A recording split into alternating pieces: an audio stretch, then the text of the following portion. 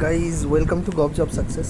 Gob job success में आपका फिर से स्वागत है। आज मैं एक रिक्रूटमेंट के बारे में आपके लिए जानकारी लाया हूँ। ये एक सेंट्रल गवर्नमेंट की रिक्रूटमेंट है। इसका जो नाम है सेंट्रल संस्कृत यूनिवर्सिटी, और इसमें एक रिक्रूटमेंट हो रही है। अभी रिक्रूटमेंट का जो एप्लीकेशन है वो चालू है।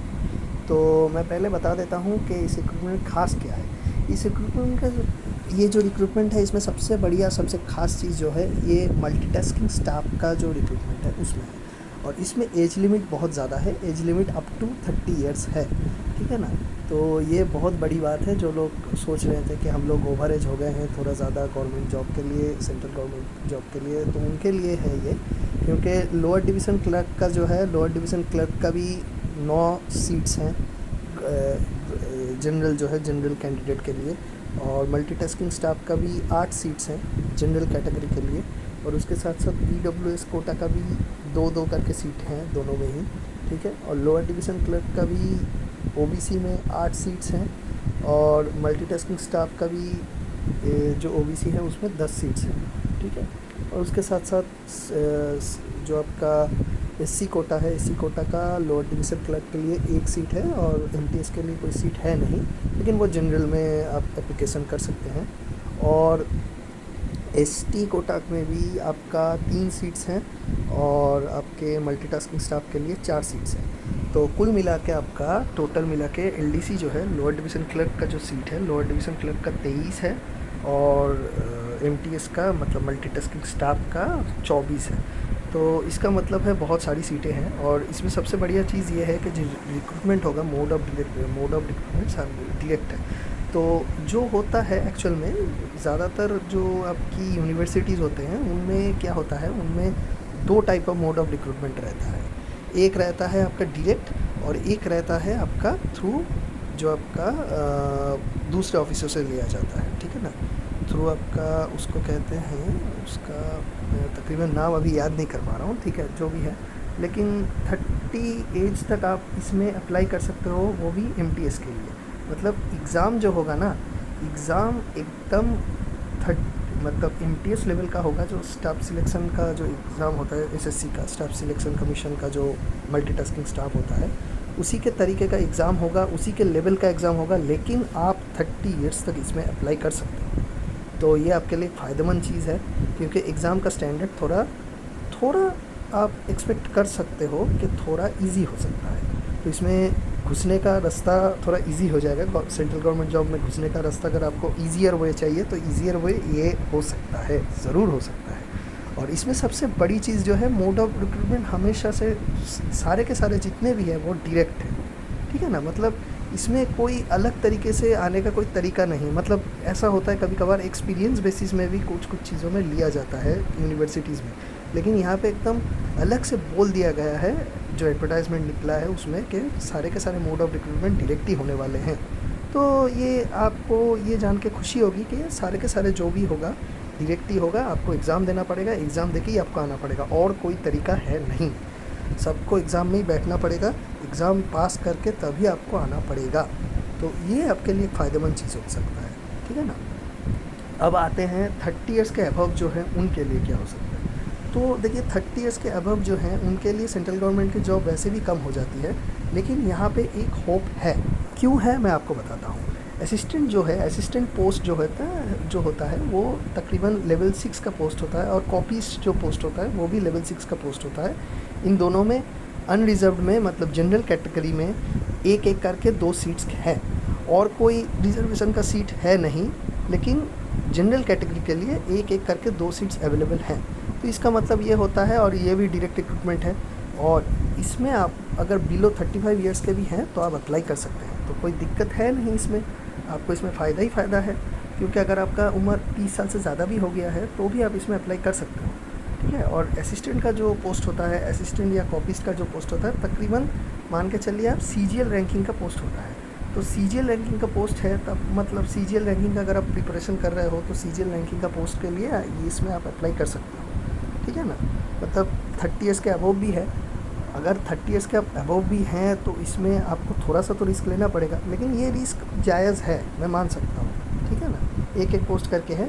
और हाँ, और एक चीज़ है, यूनिवर्सिटीज़ का जो रिक्रूटमेंट प्रोसेस होता है उसमें कभी कभार ऐसा होता है कि बाद में यूनिवर्सिटीज़ के रिक्रूटमेंट में पहले शायद आपको एडवर्टाइजमेंट के टाइम में शायद एक एक पोस्ट दिख जाए, बाद में कभी कभार ना बढ़ भी जाता है।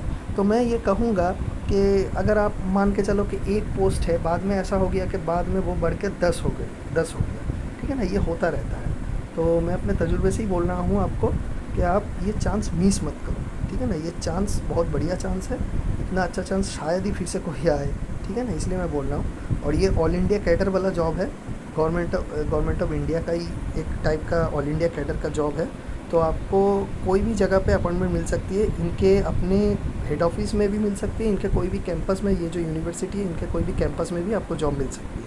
तो इसीलिए मैं बोल रहा हूँ ऑल इंडिया गवर्नमेंट, अगर ऑल इंडिया पोस्ट है, अगर यहाँ पे साफ साफ लिखा हुआ है, देख लीजिए आप लोग, ऑल इंडिया कैडर अगर है तो इसमें ये हो सकता है कि बाद में इसका मतलब इसके फेयर चांसेस है कि बाद में इसका जो सीट्स है वो बढ़ जाएगा। तो इसीलिए मैं बोल रहा हूँ इस चांस को मिस मत करना, ठीक है। और अब मैं बता देता हूँ इसका जो अभी मतलब ऑनलाइन एप्लीकेशन ही आप डाल सकते हो, इसका कोई और तरीका है नहीं। ऑनलाइन एप्लीकेशन डालने के लिए आपको इस वेबसाइट में जाना पड़ेगा, संस्कृत NT मतलब नॉन टीचिंग के लिए Sanskrit NT.samarth.edu.in, Sanskrit NT samarth.edu.in। फिर से मैं बोल देता हूँ, संस्कृत NT.samarth.edu.in, इस वेबसाइट में आपको जाना है और आपको रिक्रूटमेंट के लिए जो ऑनलाइन एप्लीकेशन है वहाँ पे जाके आप भर पाएंगे। ऑनलाइन एप्लीकेशन भरने के लिए आपको जो जो चाहिए होगा पहले से मैं बता देता हूँ। ऑनलाइन एप्लीकेशन के लिए आपको अपनी मैट्रिकुलेशन मार्कशीट, मैट्रिकुलेशन का एडमिट कार्ड जिसमें आपका एज मेंशन किया हुआ होगा, ठीक है, उसके साथ साथ एक फ़ोटो, एक आपका जो स्कैन किया हुआ फ़ोटो है, उसके साथ साथ एक आपका स्कैन किया हुआ सिग्नेचर, ये सारी चीज़ें ज़रूरत होगी। ये सारी चीज़ें आप एकदम रेडी कर लेना। उसके साथ साथ आपका ग्रेजुएशन का सर्टिफिकेट का जो स्कैन कॉपी है वो भी रेडी रखना, ग्रेजुएशन के मार्कशीट का भी एक स्कैन कॉपी प्रिपेयर करके रखना, HS का मार्कशीट का भी एक स्कैन कॉपी प्रिपेयर करके रख लेना। ये आपके लिए फ़ायदेमंद होगा, वहाँ पे आप जब फॉर्म भरने जाओगे ना तब फ़ायदेमंद होगा। और एक चीज़, स्टार्टिंग डेट है ऑनलाइन रजिस्ट्रेशन के लिए 8/10/2022, मतलब अभी अभी स्टार्ट हुआ है बस, ठीक है ना, तो अभी टाइम है। और एंडिंग डेट है जो ऑनलाइन रजिस्ट्रेशन के लिए, ऑनलाइन एप्लीकेशन सबमिशन और ऑनलाइन रजिस्ट्रेशन के लिए, वो है आपका 7/11/2022, मतलब 7 नवंबर 2022 को ख़त्म होने वाला है ये 11:59 PM को, मतलब 12 बजे से बस 1 मिनट पहले ये ख़त्म हो जाएगा। तो इसलिए रात के 12 बजे के बस 1 मिनट पहले ख़त्म हो जाएगा। तो इसलिए मैं बोल रहा हूँ कि आप पहले कर लो, ज़्यादा लेट मत करो, क्योंकि बाद में क्या होता है ना, रश आवर हो जाता है, रश आवर में दिक्कतें आ सकती हैं, ठीक है।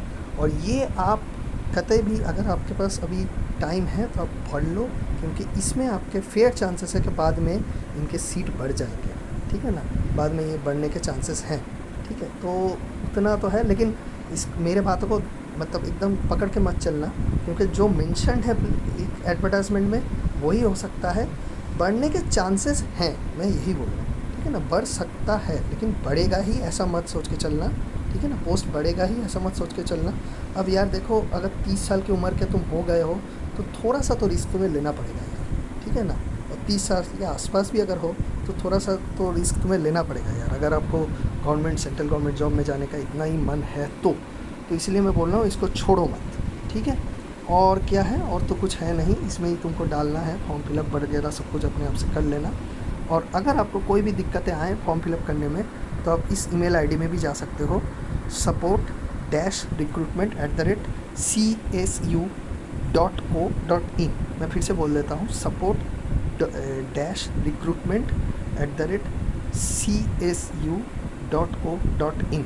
इस वेबसाइट में आप जा सकते हो। कोई भी टेक्निकल प्रॉब्लम हो, अगर आप फॉर्म फिलअप करने के टाइम में कोई भी टेक्निकल प्रॉब्लम आपको फेस करनी पड़े, एप्लीकेशन फॉर्म आप जब डाल रहे हो तो उसमें भी आप यहाँ पे कांटेक्ट कर सकते हो, ये लोग प्रॉम्प्ट रिप्लाई आपको देंगे, ठीक है ना, इसको लेके कोई दिक्कतें हैं नहीं, ठीक है। चलो, और तो कुछ इसमें बोलना है नहीं।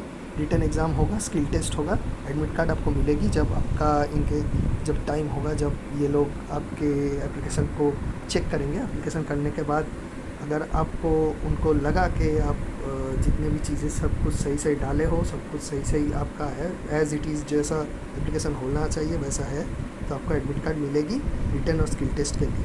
वहाँ पे आपको जाना पड़ेगा, ठीक है ना, जहाँ पे आपको दिया जाएगा ये चीज़, ठीक है। चलिए, तो यही था इस वीडियो में, और ज़्यादा कुछ इस वीडियो में जानकारी अभी देनी नहीं है। बाकी कैसे पढ़ना है नहीं पढ़ना है मैं बता दूंगा आगे चल के, ठीक है। तो आप लोग देखते रहिए गॉव जॉब सक्सेस जो है हमारा चैनल है, गॉव जॉब सक्सेस चैनल को देखते रहिए। गॉव जॉब सक्सेस के जो हमारा जो चैनल है उसको सब्सक्राइब कीजिए, लाइक कीजिए, शेयर कीजिए हमारे वीडियोस को, और हमारे चैनल को भी आगे बढ़ाइए, खुद को भी आगे बढ़ाइए, ज़िंदगी अपनी भी अच्छी कीजिए, अपने दोस्तों को भी बताइए, दोस्तों को भी अच्छी कीजिए, सबके लिए भला कीजिए, खुद का भी भला ज़रूर होगा भाई, ठीक है। चलिए, थैंक यू, और लाइक शेयर और सब्सक्राइब करना नहीं भूलना गॉव जॉब सक्सेस के चैनल को, यूट्यूब चैनल जो है हमारा गॉव जॉब सक्सेस, इसको। Thank you. चलिए।